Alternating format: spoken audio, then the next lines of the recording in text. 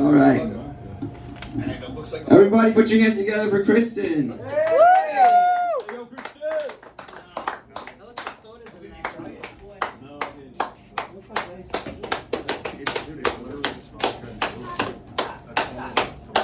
Is that like a slow clap? That's a lot of things, yeah. I mean, if you're having sex, that sounds like you need to speed up your rhythm a little bit. Can't imagine she's satisfied there.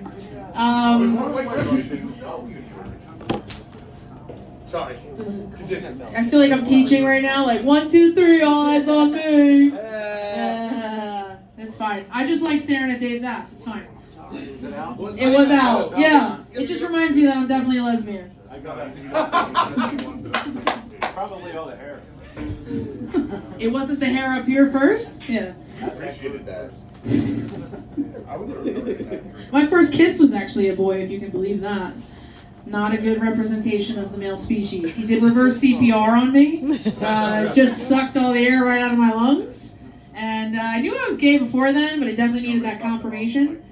Luckily, I was also having a raging period. Thank you, Mother Nature. So I was like, I'm bleeding profusely from my vagina. I have to go. He's like, can I walk you to your car? I said, please come. No. Yeah. Fun story, right? So if you couldn't tell, my name is Kristin, and I am a member of the LGBTQ plus community. Put the L in LGBTQ.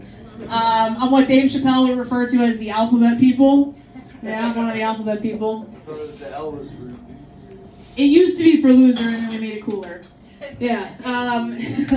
And you know, the alphabet, when you think about the alphabet, the English language, it's a really difficult language to learn. It makes no fucking sense, right? Anybody who's trying to learn English as their second language, there's no logic, there's exceptions to every rule. And I kind of ran into this when I was teaching my ex's kid how to read during COVID. So during COVID, my ex's kid was in kindergarten, and I was tasked with the responsibility, as most parents were. I think the parents had a much greater appreciation for teachers during COVID because they had to see what their job was actually like. So I was teaching this 5-year-old kid how to read, and she just screamed the one day. She threw her hands up in the air, and she's like, oh my God, I hate silent E's. And I said, I get it. So I tried to simplify it for her, and I came up with this whole system. I said, you gotta think of it like this. All the letters in the alphabet are workers in like the word factory, right? And they all have jobs. The vowels, the A, E, I, O, and U, they're the people in charge. They're the executive board. They're making all the decisions. They're calling all the shots. You find them in almost every word. Why? Sometimes he was he had a job as an executive director and then he got demoted, so he's not always there. Z only works part-time. You don't see Z very often, okay? So Z's not showing up too much. And then Q's kind of weird. Q will only work when U's around. They're very codependent. Yeah, Q's not going to be able to work unless Q's there. U can totally work without Q, but it's a very unhealthy codependent relationship. R is the stoner of the alphabet, right? Woo! R is not showing up for their fucking jobs. Words like frustrated, right? February, library, temperature. So R is totally stoned and not showing up half the time. C is redundant. I don't know why we're still paying C, because everything that C can do can be done with an S or a K, right? So why are we paying C to be in any of these fucking words, right? C's had it too good for too long. C's had it too good for too long. You can definitely spell cunt with a K.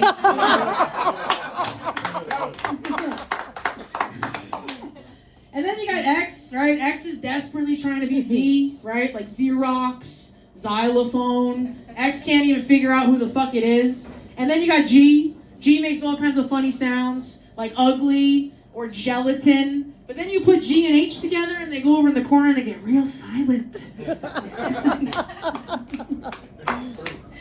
Thank you. I wrote that joke myself. So I was also teaching her how to read by having her read bedtime stories.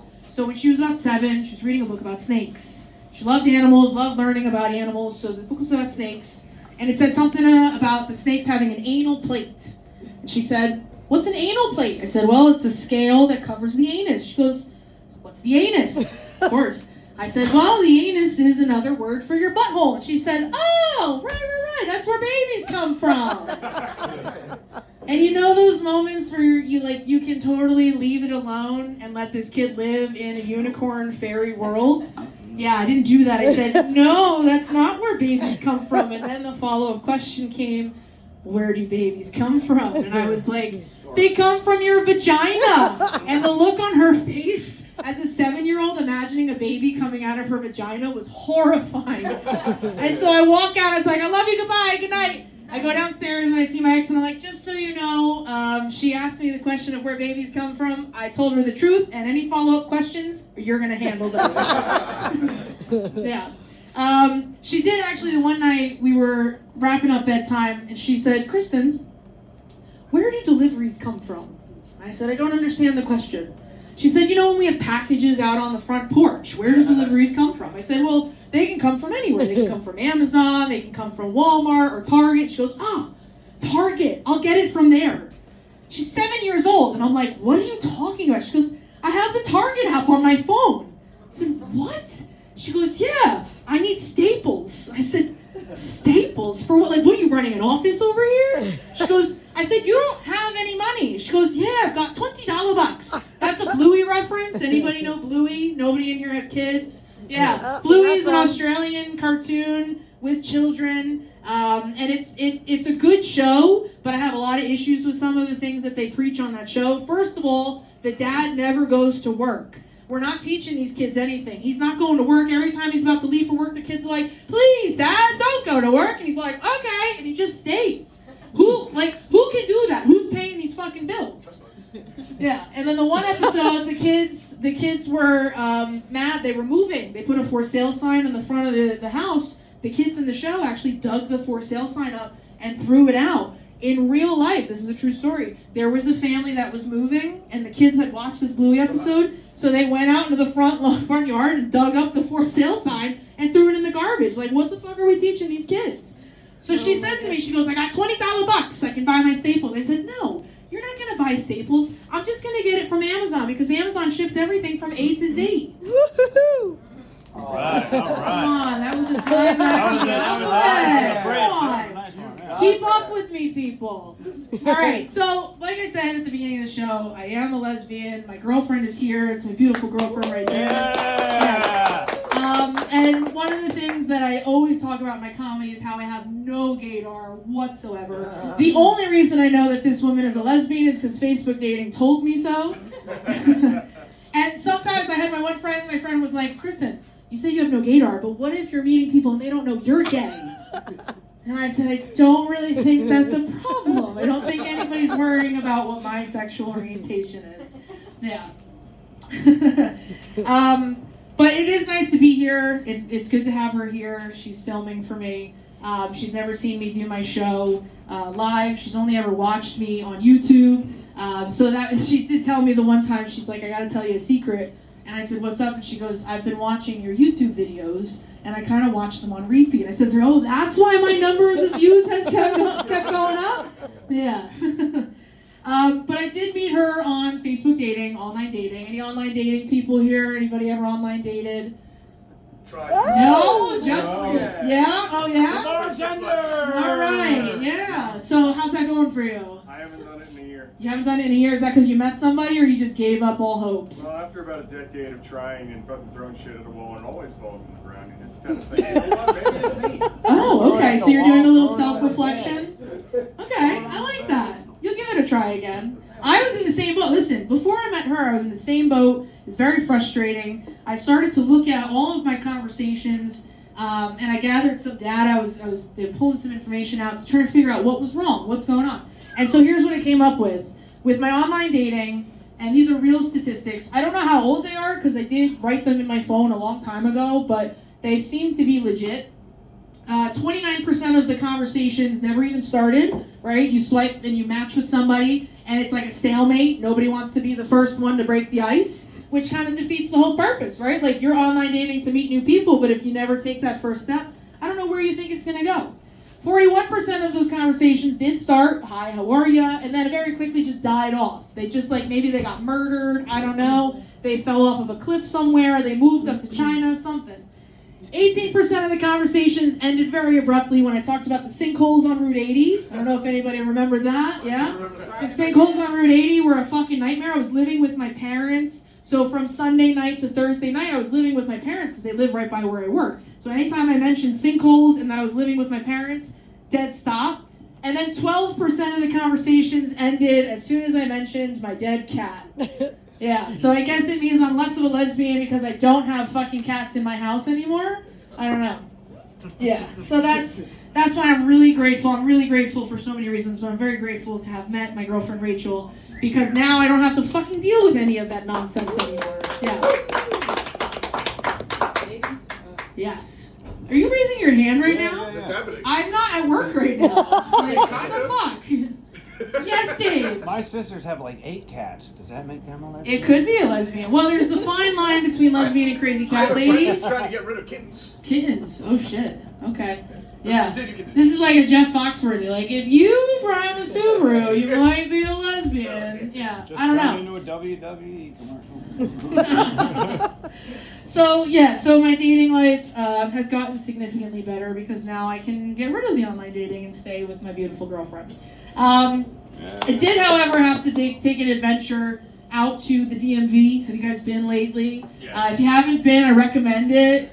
It'll give you a new appreciation for the life that you're living that you may or may not be happy with. So I had to go to the DMV to get one of those real IDs.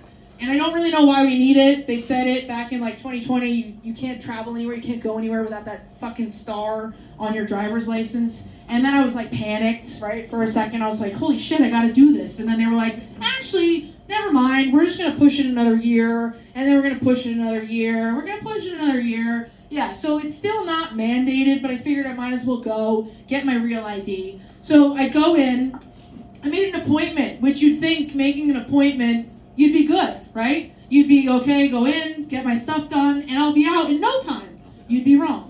There's not much that has changed about the DMV, except now they're a little more organized in their slow-paced monotony. So I go in, and the guy checks me in, he says, okay, you gotta stand on that line. So I go, and I stand in line, and I'm standing behind this older, taller gentleman, and he turns around, and he didn't know I was there, and he goes, oh, you scared me. And I literally went, it's good to know that my ninja classes are paying off.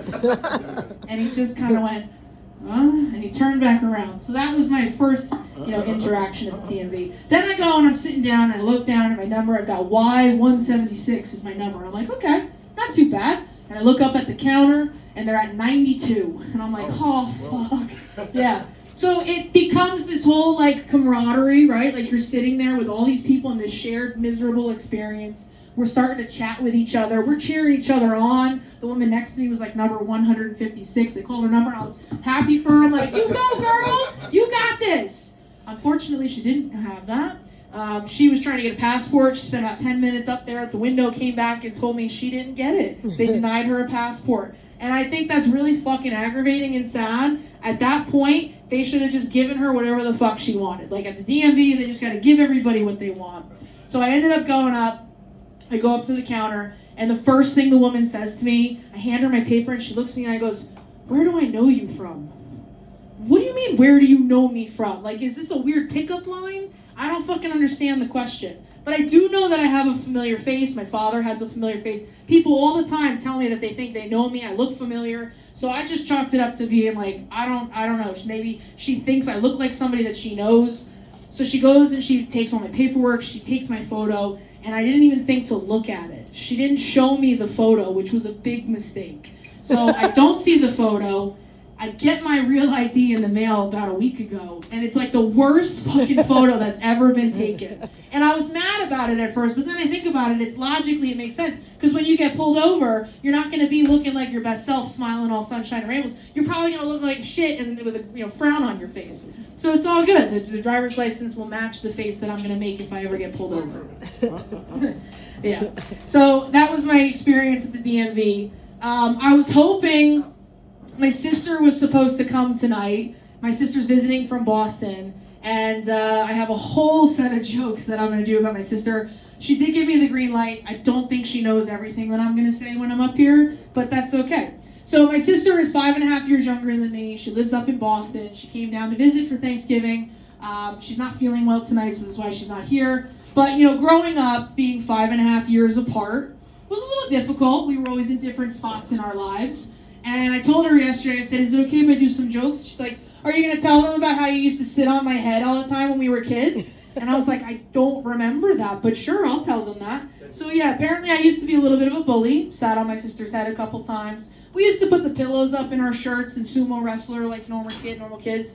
We'd go downstairs with the long wrapping paper rolls, paint them in the basement, make them look like lightsabers. Did anybody else do this? And then we'd have these like epic battles where we would sword fight, except using those wrapping paper rolls, they don't hold up. You do one smack and it just smashes to smithereens. So we had some fun. There was one time, I remember, you know, growing up, she had these beautiful blue eyes. So her eyes were this like hazel, green, yellow eyes. And everywhere we went, people would say to her, oh my God, you have the most beautiful eyes. And her response every time would be, I know. And I said to her, I said, you can't be saying that to people. You got to be more humble. She never did. Still to this day, that's her response. And so, you know, growing up, she did have this one time, our cousin was visiting from Mississippi, and she would stay in my room because every time we had family visiting, I got booted from my room. I was relegated to the couch. So my cousin was staying with us, and she had left her like toiletries in the bathroom. I saw the bathroom door open with the light on, and I was like, who's in there? I go in there. My sister was like 8. She was putting on my cousin's makeup. My cousin was older than us, and she was scared. She's like, I caught her doing something really inappropriate. She was like, oh my God, please don't tell Mom. And I knew that it wasn't a big deal, but I was like, I can use this. So I decided to blackmail her. I said, I won't tell Mom, but you got to do everything that I ask you to do. And for a year, I had her doing all kinds of shit for a year. And then one day, she just fucking pissed me off. And I finally said it to my mom. I said, you know what, Mom? The one day I walked in and she was using Christine's makeup. And my sister was like, you swore you wouldn't tell. And my mom was like, okay. And the look my sister gave me, because my sister finally realized that I had been holding this over her head for a year and it was not a big deal. She was pissed. Yeah. Yep. So my favorite story about my sister is when she was in college. So my sister was 19, home from college, went to school up in Boston in that area. So she's home from school and she says it's the summertime. She goes, all right, I'm going to go visit my friend up in Connecticut. And my mom and my dad were like, okay, cool. Next day, my sister calls. What's up? I crashed the car. And my parents were like, okay, are you okay? Yeah, I'm okay. Is the car okay? Yeah, probably not. And then she goes, oh, and I'm in Alabama. And my parents were like, what? So for a second there, I really thought my sister was very bad at driving, very directionally challenged. I genuinely thought that she was intending to drive to Connecticut and actually drove to Alabama by mistake. No. Turns out, we learned this years later, turns out my sister met a guy online dating and decided she was going to go surprise him. And so she went and drove down to Alabama to surprise him, only to find out, surprise, he has a girlfriend. And the girlfriend lives with him. So her plan was to drive down there, surprise him, and then stay with him. That was not going to happen. So my mom had to pay for a hotel room for her. She could not rent a car. She was 19. She could not rent a car. I had to lend my parents $1,000 so they could pay for the car to get fixed. They flew down there to get the car and did a little road trip to come back. And the best part of the story is that after that, my sister never drove again. Like, she literally... Oh, no, she dated. I'll tell you about her dating next. So she was doing a lot of online dating, case in point, and she kept meeting these guys named John. And every time she met a guy named John, he just was not good for her. So we had a couple instances where my sister pulled what we call the Britney Spears.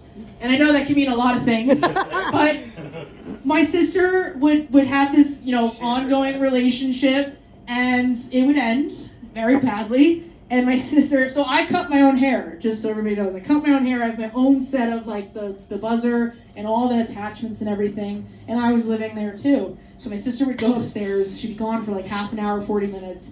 And she'd come back down and her whole head would be shaved. And we'd be like, are you good? She's like, I'm fine! Everything's fine! Yeah. She did that twice. Yeah. So maybe the guy that was down in Alabama was also named John. Who knows? Yeah, stay away from guys named John. Sorry if anybody here is named John. So that's my sister. We did have an incident with Crown Royal in my parents' house. My dad kept drinking the Crown Royal apple out of that like purple velvety bag. He's like, it tastes really watery. Why does it taste so watery? He's looking at me, he's like, Kristin, are you watering down the Crown Royal? I was 30 at the time. I was like, no, I'm not watering down the fucking Crown Royal.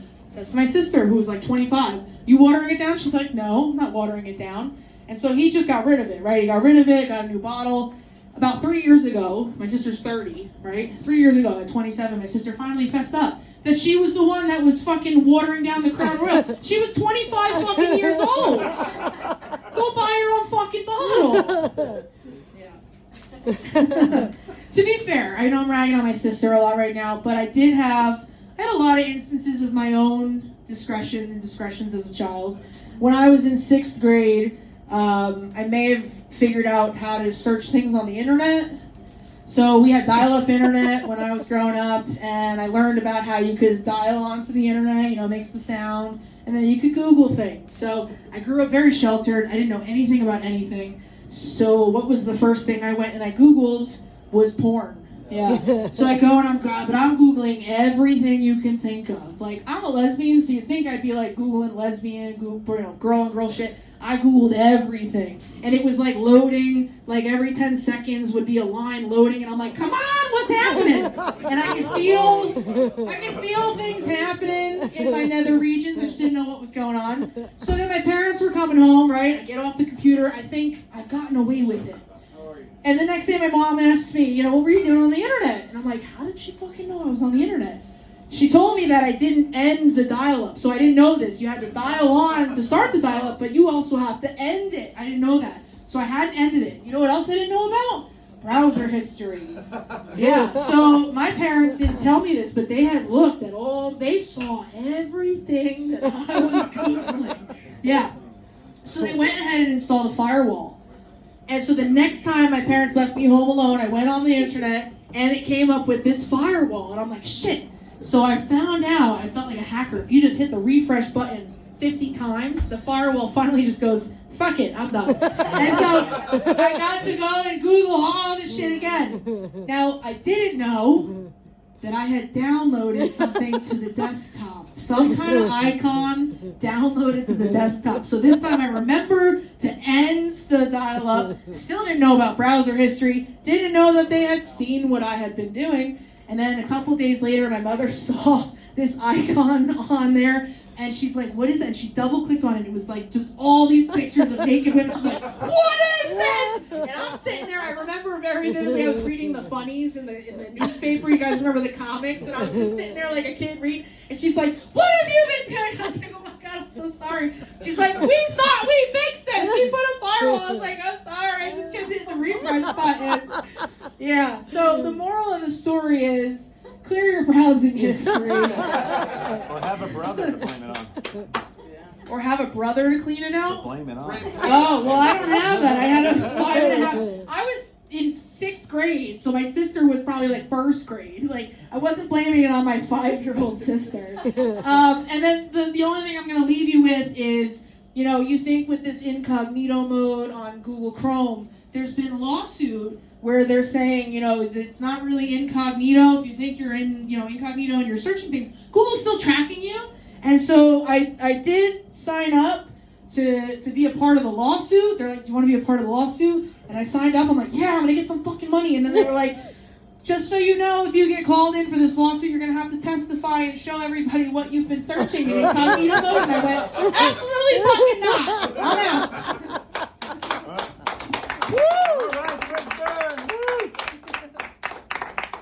That was Kristin.